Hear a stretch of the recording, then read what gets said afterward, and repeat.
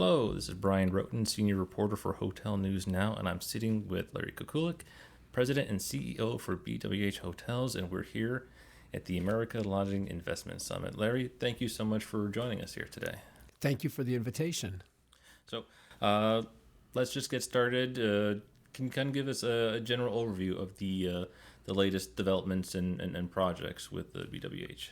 Well, 2025 is going to be a very important year for us. I challenged the team to look at everything we do and evaluate how we could do it more efficiently, effectively, smarter, such that we can drive hotel success as efficiently as possible and drive the most revenue to our hotels. Maximizing their revenue, providing them, I'll call it, terrific support so that they can be successful, but no stone unturned. Sales, marketing, technology, brand management, everyone. It's a year that I think we need to look forward to how we'll be successful 10 or 20 years from now, because everything seems to be changing so quickly, Brian.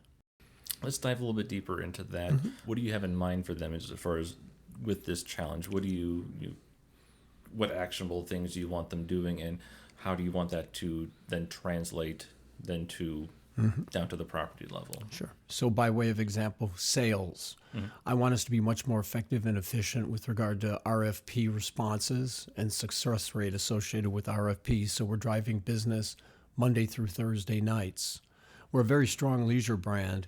I think we can drastically improve our RevPAR and RevPAR index, although it's already terrific. Don't get me wrong. We had record years in both last year, but it's about how you do better tomorrow, not saying, oh, we had a great year.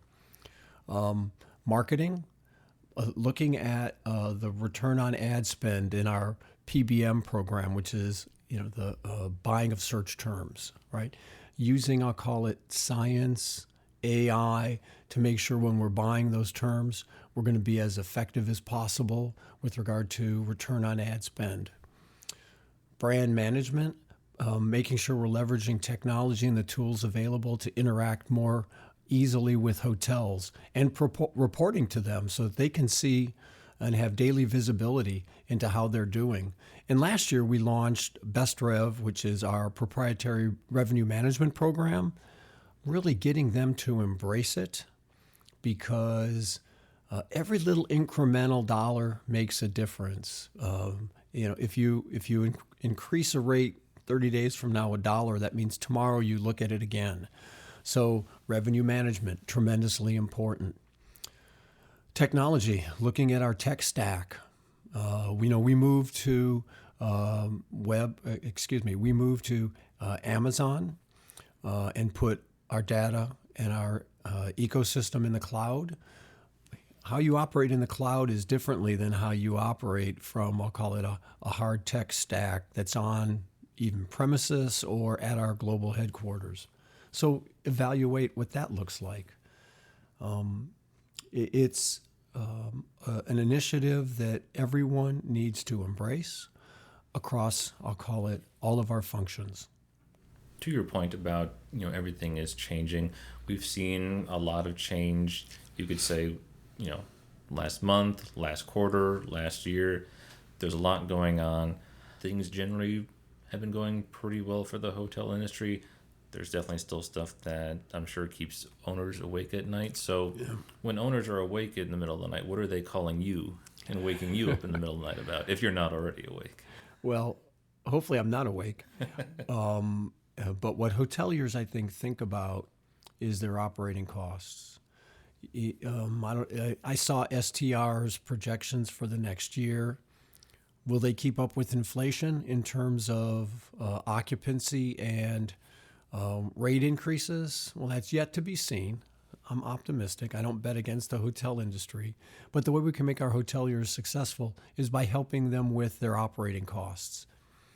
So this past year, we asked our hoteliers to embrace some changes with regard to costs of, I'll call it, food items at breakfast by way of example, and operating supplies and equipment, OS&E, going with sole source through commitments, because now we can leverage our buying power of North America, 2,200 hotels.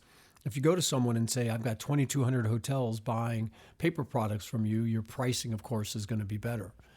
So we see that as a huge kind of lever that we need to lean into for our hotels in terms of operating costs.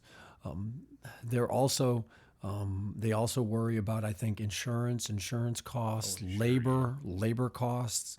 All of those things are very impactful to a hotel's bottom line when they're seeing the revenue increase, but maybe not keep pace with those costs that we have to try to help them control. yeah. We always keep hearing about profit margin and how it's just thinning further and further, and I can definitely see how that would keep some people up at night. We also take a look at, and looking at right now, our rate distribution strategy so that the revenue we're driving to hotels is the lowest cost revenue. In other words, what's going through the GDS, what's going through OTAs, right? Mm-hmm. TMC business, wholesale business, on-prem, .com, our app, all of those things have costs associated with it. And what hoteliers are asking to do is, again, while you can drive that top line revenue, it's how you can decrease its cost. And then, of course, like I just mentioned, drive also the lower costs in terms of operating expenses. So I want to turn to growth. Every brand is looking to grow. So what is your growth outlook for the year? What is your strategy? Where are you looking to, and in what ways? Sure. So we've set a goal of 5,150 hotels at 5 years, which means growing, generally speaking, about 700 hotels. And if you do the math, that's a good, 125, 150 hotels, give or take a few in any given year, net growth globally. We believe that we can do that because we're leaning into and watching what the market asks for. So the beauty of BWH Hotels is we have a brand for every developer and every consumer. So we have economy all the way up to luxury brands. We have hard brands. We have soft brands. We have extended stay now. We have boutique now. We whatever will make that hotel successful will match that brand to that, I'll call it, developer's desire for that market, and do our best to drive revenue to them and make them successful. The company has really, I don't know, I want to say if recent years is accurate enough, but you really diversified the brand offerings. And so just in terms of bringing in new owners, members, what are you seeing in any given year, more coming into the brand family? So we have very loyal members, hoteliers. And so if they see an opportunity to develop a new hotel, that's a great growth engine for us because they recognize that we're focused on their success. So it's interesting. So many of our hoteliers have more than one BWH hotel property because we align very well with them. The way to develop, though, as I've said before, is you have to have success stories. And success stories really lean into things like brand delivery, the strength of a loyalty program, support that you can provide at very low cost to them, like a property management system. We own our own property management system in AutoClerk. So you can, I think, attract development through success stories and what you can offer to hoteliers. And that's what we'll continue to do. Importantly, though, we also look at what are those developers looking to do. So you have a developer who wants to take a mid-scale or upper mid-scale hotel and reposition it in that area because it has a great boutique upscale market. Mm-hmm. And all of a sudden, by investing X dollars, they can turn that into an upscale ADR and compete in an upscale segment. We've got soft brands. We are the second leading soft brand company in the world. We have 650 soft branded hotels, and people don't know that success story. We have BW Premier Collection, BW Signature Collection, and World Hotels, which has four collection brands. And those are hoteliers who want and value their independence, but also want to leverage our technology stack and our marketing and sales platforms. And so we can offer them really an additional revenue stream without having to invest a lot in hard branding that property. So where I land on this is you look at any potential hotel opportunity, being conversion, new construction, or soft branding, and I think we'll have the right fit for that hotelier. Through what channel are you seeing the most of your growth coming from? And just knowing what the new build development environment is like, I got to imagine a lot of conversion. There are conversions. We're also focused on construction, though, and we do that by having key money opportunities for developers, which help their equity stack when they're going to a bank. We also have reduced fee structures for, I'll call it new construction. Really, we'll look at any project and the appetite we have to make sure that hotelier decides to affiliate with Best Western, BWH Hotels, and provide that opportunity where they can see that it's a partnership, Brian, not just the last thing we want to do is grow for the sake of growth. We want to grow so that we have, again, successful hotels that we're proud of, who can then tell that story. And again, if they have another opportunity, they recognize we've done well by them, and they'll develop additional hotels. So shifting over to the guest side of things, the economy, we hear, GDP growth and people are pretty well employed in terms of the unemployment numbers that come out, but we know everyone is, or at least most people are, they're feeling a pinch. The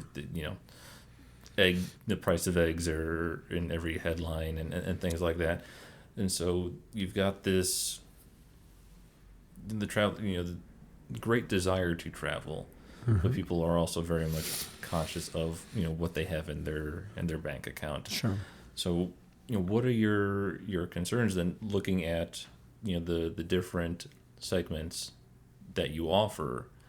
What are your concerns in terms of any kind of price consciousness that guests have? Sure. First, I start with people will always want to travel. It's a given.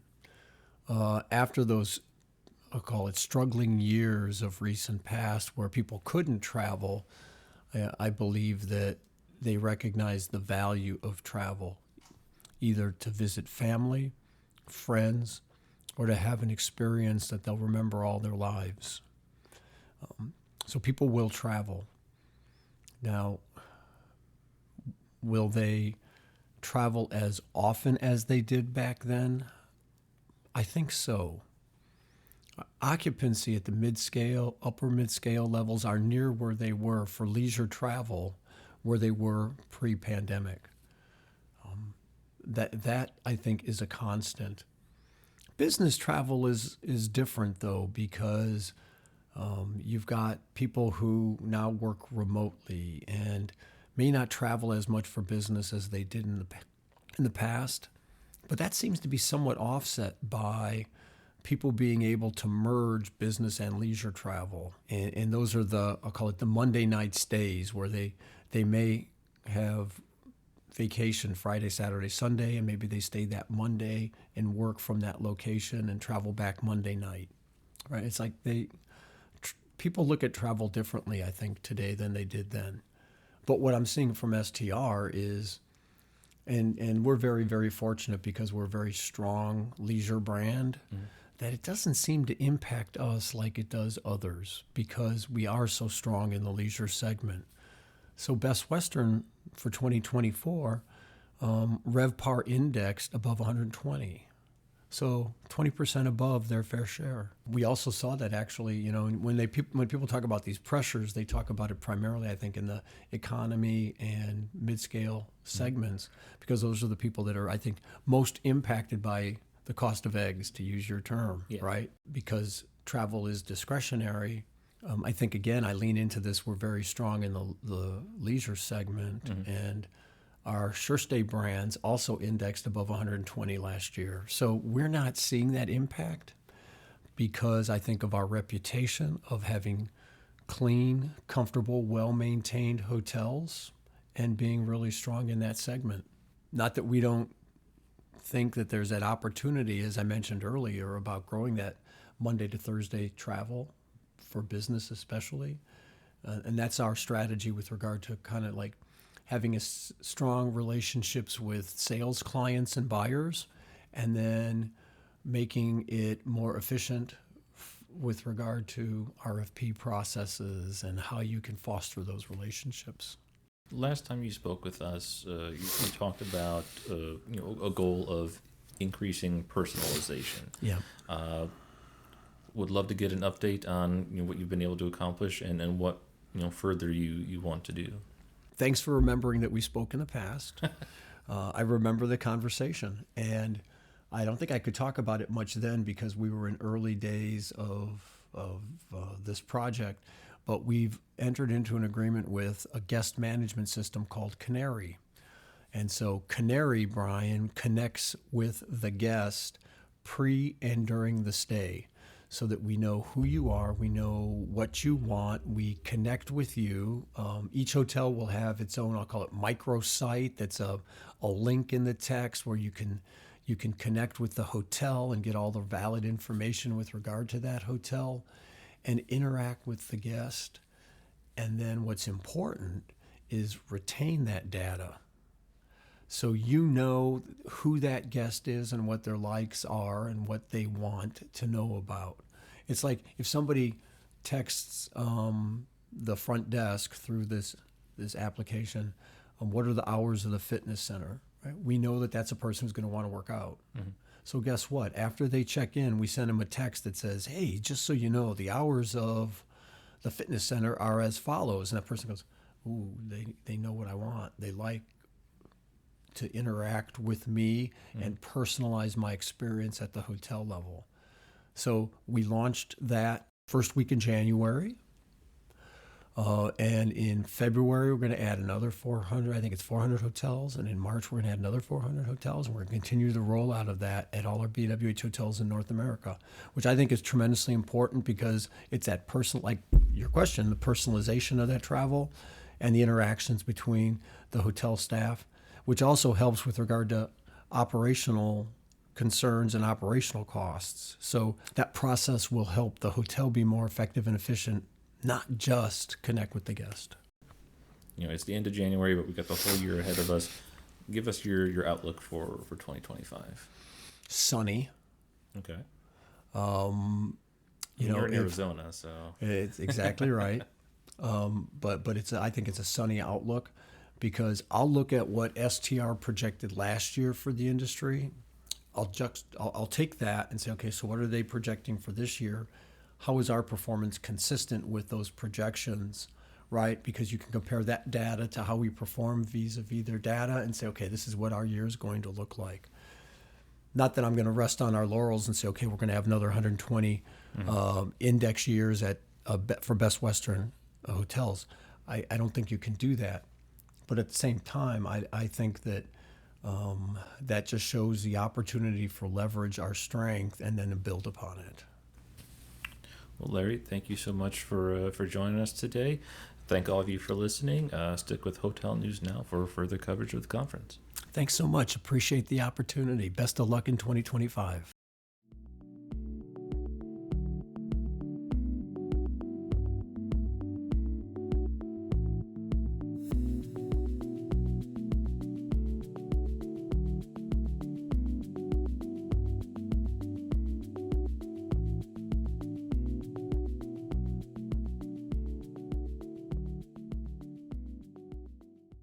Hi, I'm STR's Isaac Colazo. And I'm co-stars Jan Freitag. And together we are the data geeks behind Tell Me More, a hospitality data podcast on the Hotel News Now podcast network. Every month, we bring you a fresh take on the latest hotel data, insights into the travel trends behind that performance, and the big picture topics you should be thinking about. And we also don't mind getting into some good-natured disagreement from time to time.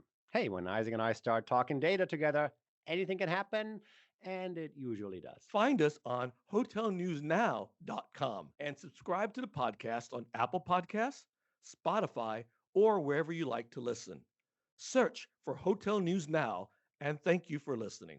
This episode of the Hotel News Now podcast network was recorded on January 29th, 2025 by Brian Roten and edited by Rachel Daub. Look for this and more at hotelnewsnow.com or wherever you listen to your podcasts.